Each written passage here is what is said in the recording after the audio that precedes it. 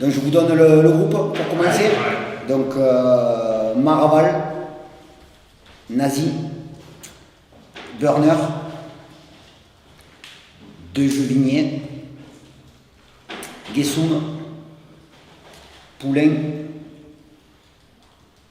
Sadzout,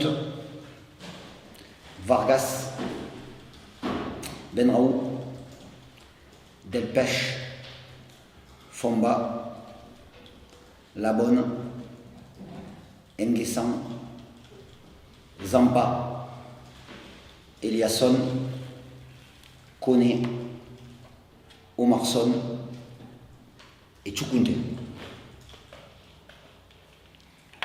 Ensuite, Malafosse Diaz, donc c'est un spécifique demain matin. Boudache, Nasraoui, Doucouré, opposition avec la réserve. Et Henriat, Oueda, Thomasen et Nico Bénézé qui est au soin.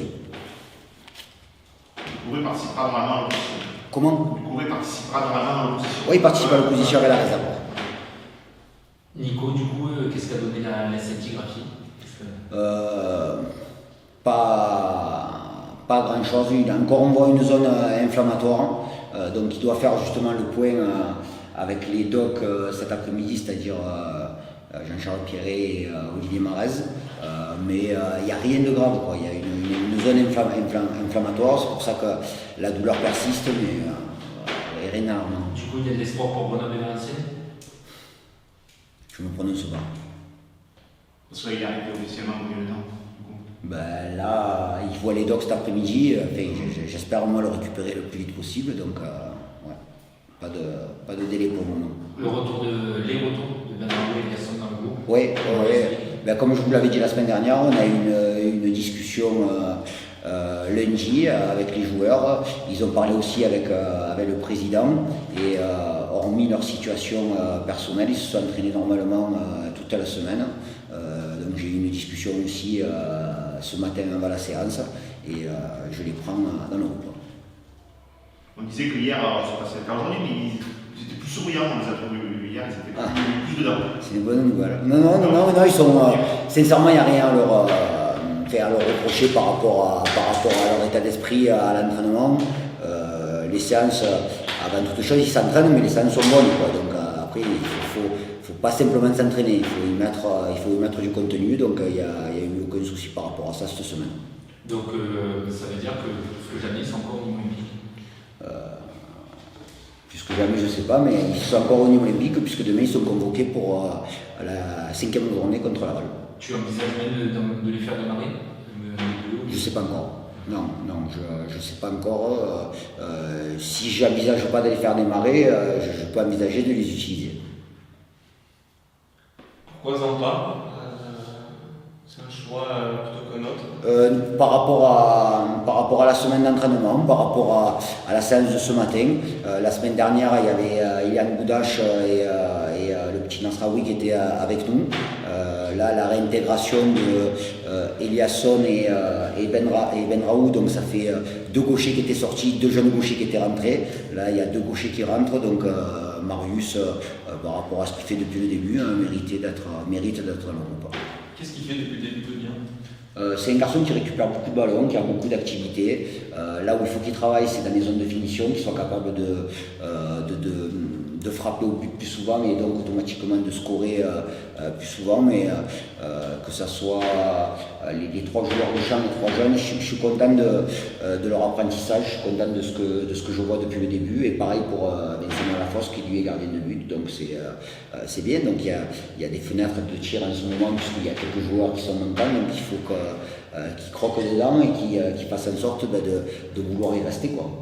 C'est pas un choix par défaut, c'est pas parce qu'il manque un joueur à un gaucher. Non,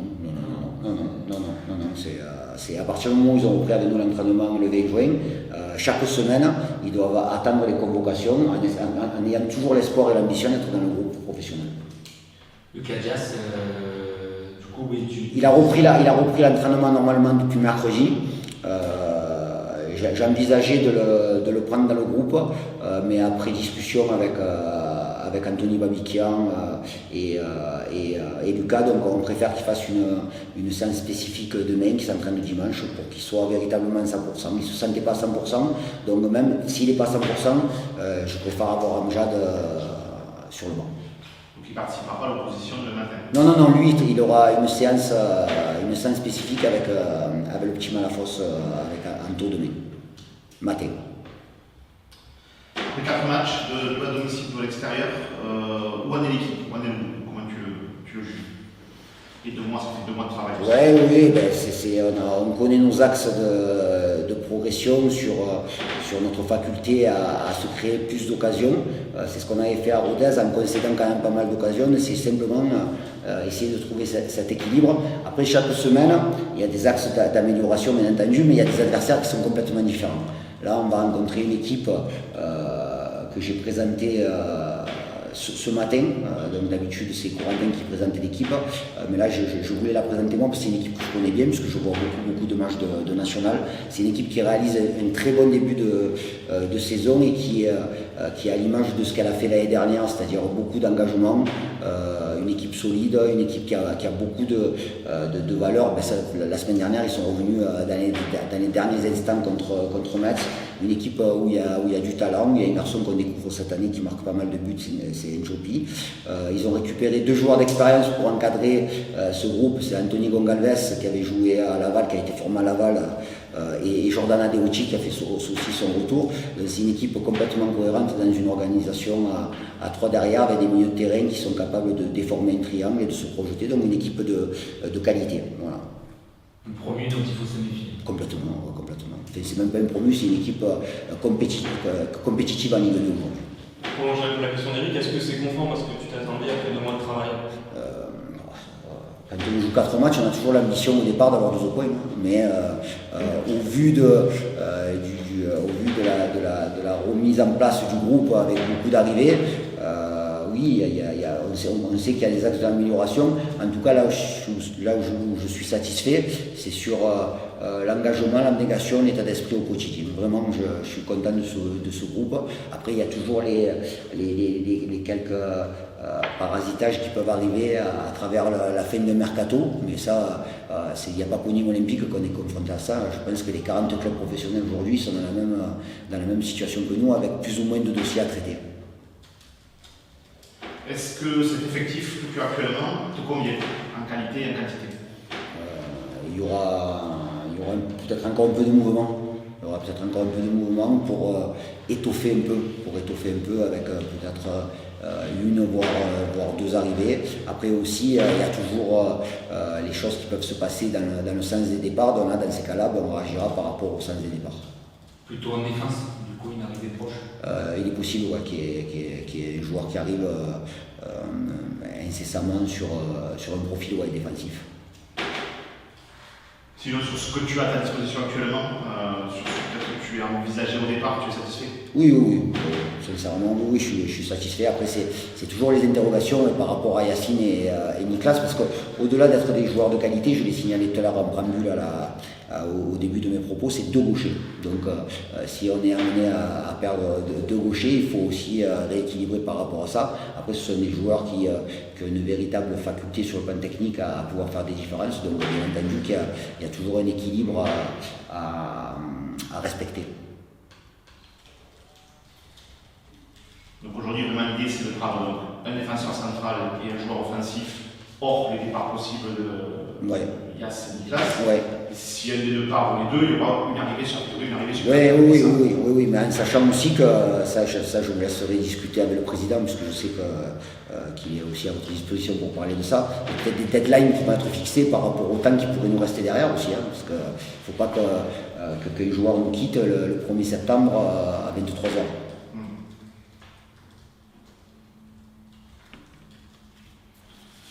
Sur ces 4 premiers matchs à nouveau, qu'est-ce que tu aimerais voir que tu n'as pas vu dans ton équipe? Des buts. Et qu'est-ce que tu n'aimerais pas voir dans ce que tu as vu? Il faut toujours essayer de gommer un peu les erreurs individuelles, mais ça, après, dans une saison, ça fait aussi partie du jeu. Il faut faire en sorte de gommer ça. Je prends l'exemple du premier but de Dijon la semaine dernière, où il y a eu une addition de 2-3 erreurs qui nous ont mis donc en difficulté sur ce match-là. Et puis après, il faut qu'on soit capable de se créer plus d'occasions et à travers ça, à travers le fait de se créer plus d'occasions, être capable de marquer plus de buts. Voilà. Aujourd'hui, il y a aussi Elias qui a marqué contre Rodez, Moussa qui a marqué contre Dijon. J'ai envie aussi que Malik puisse marquer aussi, donc on a besoin d'avoir des attaquants qui soient capables de marquer des buts. Puis ça récompenserait aussi tout le travail d'ombre qu'il fait pendant les matchs. Donc pour toi, aujourd'hui, le chantier est quand même plus offensif que défensif. Mais souvent quand on tient des propos comme ça, le jour où ça bascule, c'est qu'après, derrière, on va avoir des problèmes. Donc toujours un respect de l'équilibre, continuer à être performant sur le plan défensif et justement essayer de se créer plus de situations, plus d'occasions et donc logiquement marquer plus de buts. Donc ce 3-5-2 à pérenniser dans le il peut évoluer. Ouais. L'idée de jouer en 3-5-2, c'est l'idée aussi d'avoir 2 attaquants. Mais dans les différentes organisations, on peut avoir 2 attaquants avec une défense à 4 aussi. Donc ça peut évoluer. On a fini à Dijon dans un 4-4-2 à plat. Il y a des choses qui peuvent évoluer selon la disponibilité des joueurs, selon les joueurs, comment ils sont, est-ce qu'ils sont en forme, est-ce qu'ils sont défaillants. Donc après, il y a un tas de choses qui peuvent arriver. Mais oui, aujourd'hui, je suis satisfait de cette défense. Après, encore plus de centres apportés par les pistons, particulièrement sur notre côté gauche. Il faut qu'on soit peut-être encore plus performant sur notre côté gauche, puisque à droite, j'estime aujourd'hui qu'il y a encore des axes aussi de progression, mais c'est pas mal du tout pour le moment. Donc j'en attends encore plus aussi. Mais oui, il faut amener encore plus de déséquilibre sur les côtés, plus de centres. Après, le fait de recruter un 5e défenseur central, ça montre bien que ce système de 3-5-2. Il peut être pérennisé. Ouais, aujourd'hui. Effectivement. Ouais, effectivement.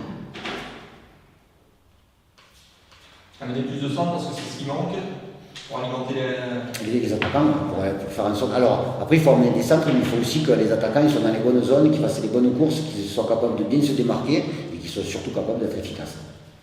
Il y en a eu contre Rodez des centres, il y a eu beaucoup de centres, mais il a fallu attendre avant d'ouvrir le score. Donc il y a aussi une notion de réalisme et d'efficacité. Oui, aujourd'hui les torts sont un peu partagés entre ceux qui reçoivent le ballon et ceux qui le donnent. Toujours pareil, constat 50-50. Il y a fait quoi, c'est des séances il y a eu des séances spécifiques là-dessus? Oui, il y a eu des séances basées sur ça, axées sur ça, sur des jeux d'entraînement qui sont justement sur la recherche de centres pour occuper les zones devant le but, mais bon, on n'est pas les seuls à faire ça.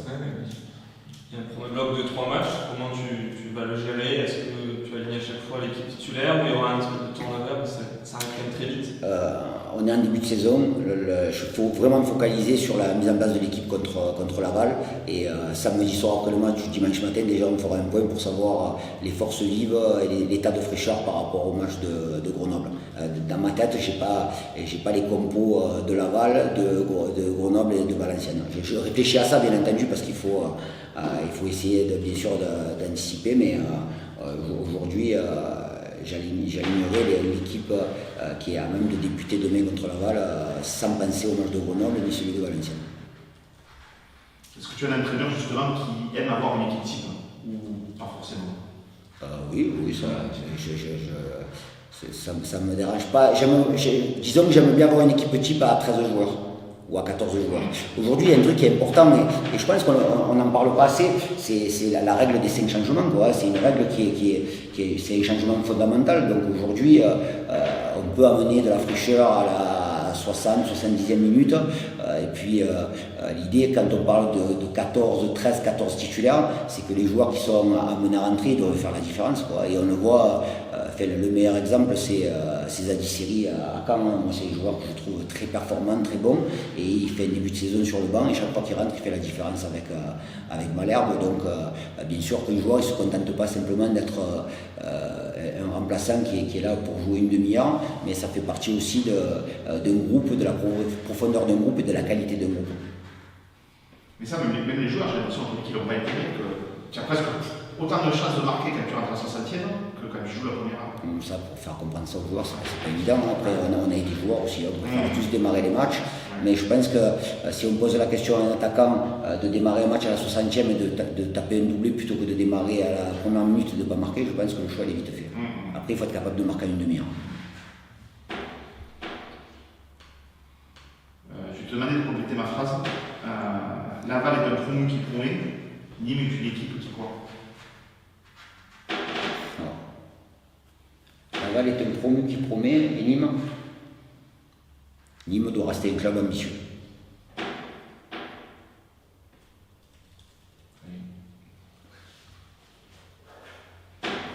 Bonne note, ça va. Plus que le maintien alors, Ambitieux, il y a toujours, dans l'ambition, il y a toujours, bien sûr, un objectif, des objectifs à fixer, mais aussi dans le contenu aussi. Hier, j'étais avec Axel Maraval qui me disait voilà, on joue le maintien, mais on joue peut-être pas le maintien comme je le joue avec Dunkerque. Et l'idée, c'est de jamais rentrer dans cette zone dangereuse. Pour ne pas rentrer dans cette zone dangereuse, demain, il faut gagner. Non, la palissade. Il n'y a pas trop le choix. Non, ouais, c'est ça. Ouais, je complète toutes les phrases. Tu vas faire des textes là. Ah, c'est ça. Je vais recevoir des textos aussi comme ça. C'est bon. C'est bon. Allez, Merci.